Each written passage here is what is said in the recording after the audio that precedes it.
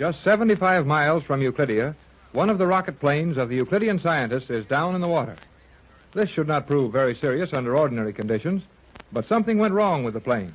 The instruments have failed. And now, even the gas-filled bulkheads which were designed to keep the strange craft afloat have proven worthless. Captain Bradford, Jerry Hall, Cheops, and Thales are helpless in the water as their craft is slowly sinking. On board a Euclidean submarine racing to their aid on the surface of the water are Joan Gregory and the Euclidean girl commander. They are within a few miles of Jerry, the captain, and the two Euclideans who were with them, but it seems as if even this short distance may be too great. The captain and Jerry have a mighty serious problem on their hands. I think this portion of the plane will float for a few minutes at least. It better float. We're a long swim from anywhere. The chances are that this section will stay where it is for some time, and there's no use pulling it underwater until we have to. Now, look, let's all let loose and float in the water where we can reach out and grab that thing if we need it. Okay, Tex. I'm floating now. Hello over there on the other side. Cheops, Thales. Yes, Captain Bradford. We are here. Are you hanging on to the ship? We are. Better let go and give the wreck a chance to stay afloat as long as it will. We might need to climb up on it. Yeah. But We might find a couple of hungry sharks around here. I am sorry, Captain. It will be impossible for me to release my hold on the wreckage. Why is that impossible? I cannot swim. What? You can't swim? I cannot swim. And I am in the same predicament. I cannot swim. Oh, gee, this is swell, Jerry. Yeah. Just dandy. Here we are floating around in the Pacific Ocean with a sinking ship and two fellows who can't swim. And we're all right as long as this wreck stays above water, but those air tanks were all cracked up when we hit, and seams will be opening up any minute. And when that happens, you and I'll have to try to swim and keep those two above water at the same time. Right, that's about the size of it, Jerry. You just take care of yourself. I can handle them. They don't lose their heads. Oh, no, you don't. I can swim as long as you can. We'll take one of those fellows and we'll keep them afloat if we have to put them to sleep. Right. You men work your way around to our side of this thing. Very well, Captain. Please, I'm sorry. Yes. Coming. How soon do you think that submarine can get to us, Tex? No way of telling, Jerry. I don't know what speed it's making or exactly how far we are from the position of Euclidia. Just to make it real nice, the submarine skipper isn't exactly sure where to look for us. This is rather an unusual situation, is it not, Captain Bradford? Well, you might call it that. It's a situation that wouldn't happen to us if those Euclidean rocket ships were as flame perfect as you claimed they were. That is true. You are in a position of advantage now, Hall.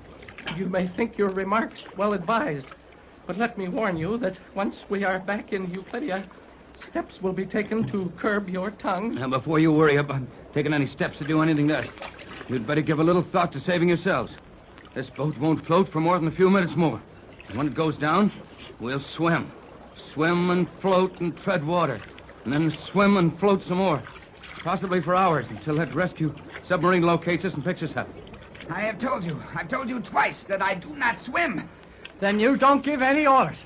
Tex and I can swim and hold you two above water for a little while. If you do as you're told. We will know how to obey orders. I suppose you practice it right now. Might save a lot of trouble when the time comes. What is to be done? Drop your grip on the side of this boat and turn over on your backs. Turn on our backs in the water? Sure. Turn over on your backs. Here, Thales. Give me your hand. Now, don't try to push me through the bottom of the ocean. Just put your hand on my arm. In this manner? Yeah, that'll do. Now, you do the same, Cheops. Very well. Now, turn over on your back and try lying as flat as possible in the water. Oh, don't worry about your nose. I'll keep it above water. Very well. You'll do the same thing, Thales. I do not feel any particular confidence in you, Hall. Then you know how I felt about you all the time. You'd better either get some confidence in me or learn to swim. I will attempt to turn over on my back. Come on. There you are.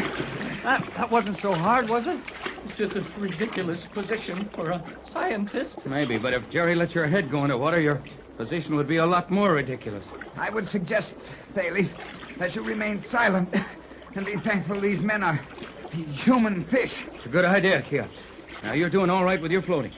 Now, both of you know how it's done. Here, flop over right side up again and rest on this boat as long as you can. How about it, Skipper? Will they do? I think we can handle them, son. If they behave that well after the boat's gone down. You have no fear of our behavior, have you? We haven't any fear. But you'd better have it. If Tex and I get tired swimming around with you. We'll do exactly as ordered. That may save you a lot of trouble. Well, it looks like we've done all we can until the commander arrives with her submarine. How do you estimate the distance separating us from our rescuer? I don't. I couldn't even guess. Well, at least we can't see anything of her submarine. And she said she'd be on the surface. The submarine which the commander is using will project only 10 feet above the water under ordinary conditions. 10 feet. Plus a little if she's riding high and fast. Yes. If the craft is making its best possible speed, it will stand less than 15 feet above water. How far over the water can you see something? Only 15 feet high. Slightly less than 5 miles, isn't it, Chaps? Yes. Precisely. If the submarine is proceeding at top speed, it will not be visible to us until within 180 to 240 seconds run of our position. Oh, boy. That's too blame close. If we can't see her any better at that, she can't see this thing half that far. She might run on past us and never know it. Yes, that is indeed possible. Let's break a piece out of the top of this ship and get it up into the air now. That is impossible, Captain. While the construction of this rocket plane has proven inadequate as a protection against a forced landing, you will find it much too strong to be torn apart with the hands. I suppose so. And of course, the blame thing turned upside down, so we can't get at the door. That is another weakness we will remember and remedy when construction of more of these ships is done. Better fix plenty of these things before you build any more of these. Hey, Tex, look over there. Where, Jerry? Where? Look, where I'm pointing. Can't you see something on top of the water? I can, plainly. Yes, I should say that was a submarine running on the surface. Get away from this boat, everybody, quick. She's sinking. Oh, boy. Sure is. Do we turn over now? You doing fast. Grab Thales, Jerry. Let's swim out a few strokes. This thing's going to pull plenty when she goes down. Right. Turn over, Thales. Now keep your mouth shut. Here we go.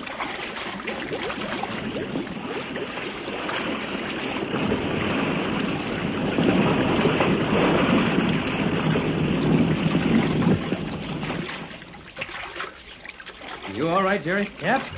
I'm okay. Able to get your breath, Chaps? I'm suffering no discomfort.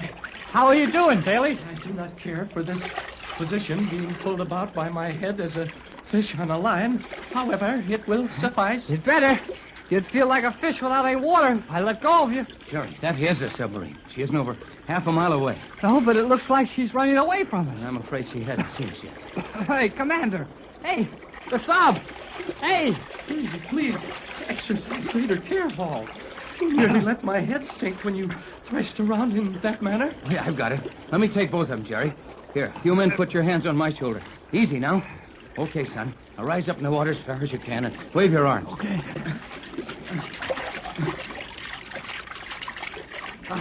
It's no use, Tex. She doesn't see us. Yes, she does, Jerry. She's putting about. I can't see where that sub's getting any closer. Well, you won't for a few minutes, probably. She was going at a terrific clip. It'll take her some time to swim around and get over here to us. Are you sure that that's the Euclidean submarine? No doubt of that. Nothing else on the water today could make that kind of speed. If it is the commander, she will reach us quickly. Yes, that boat will describe a very small arc and lose headway rapidly. It's doing that all right. Golly whiskers, Tex. Look at that thing come. What a sight, Jerry. That girl has straightened it out and heading right for us. It would be well to signal that she is not to run near us at too great a speed. I imagine that our position would not be too comfortable if the water was rough. You might get part of the ocean in your nose, but we could roll that out of you later. That will not be necessary. The commander is far too clever to endanger a life she is attempting to save. You're right again, Caps. Sub is going to come gliding up to us here without even muscling the water. How are we going to board that blame thing? It will not be difficult, I think. No, Jerry. Remember how the nose of those subs open? Yeah, I remember. Well, look now, Jerry. Look. That boat's only 100 yards from us. The stern is slowly settling under. She drifts up. I believe the commander will submerge the stern, bring the prow of the submarine to our immediate position in an upward manner, and admit us through the bow airlock. That's it. It's getting closer. Don't wiggle out, Thales. I'll try to keep the water out of your face. I will not move. Now only the nose of the sub is sticking up out of the water. It's drifting quietly towards us. How that krill can handle that submarine. She sure is good at it. Hey, in the sub there. You're close enough. Don't push us around with that thing. Can you see which side the nose is hinged on, Jerry? Yeah, right the way it's drifting. And be sure and stay out from under. You might get hurt when it opens. I'll watch it.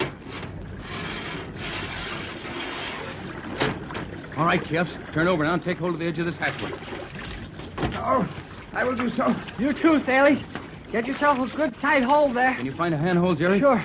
I'm fine. We are indeed safe. Oh, Jerry, are you with... Joan, what are you doing here? Hello, Joan. We're all right. Come aboard quickly. You must be in need of it. Oh, we can sure use it. You, Thales, will board this vessel first and report to the commander in the central control Do section. you presume to issue orders to me? Those are the orders of the commander. Very well. I shall be pleased enough to be aboard. Well, I'll give you a hand. Up you go. It'll be sort of pleased to catch you off my hands, too. Can you make it? I'm nearly within the submarine. All right, you're next, Cheops. Right, Joan? That is correct, Captain. Hurry up, Cheops. I'm getting tired of this water. I am making all possible speed. Is Mrs. Gregor on board the sub with you, Joan? No, Captain Bradford. Mother was resting when we left Euclidia. She does not know of the danger you and Jerry have been in. That's good. All right, Jerry, in you go. Oh, you first, Tex. Orders, Jerry. All right, Skipper. In I go, then. Not hurt, Jerry. Nothing but my feelings. I've been holding up that guy Thales for a long time. Now, Captain, the way is clear for you. I'll be right away, Joan. Right in. Will you please follow the others to the central section? The commander has some hot liquid ready for you. I will remain here to close the port. I'll help you, Joan. No, off you go, Captain. It's orders, sir. Aye, aye, Skipper. Now, I will close the port and we will return to Euclidia at once.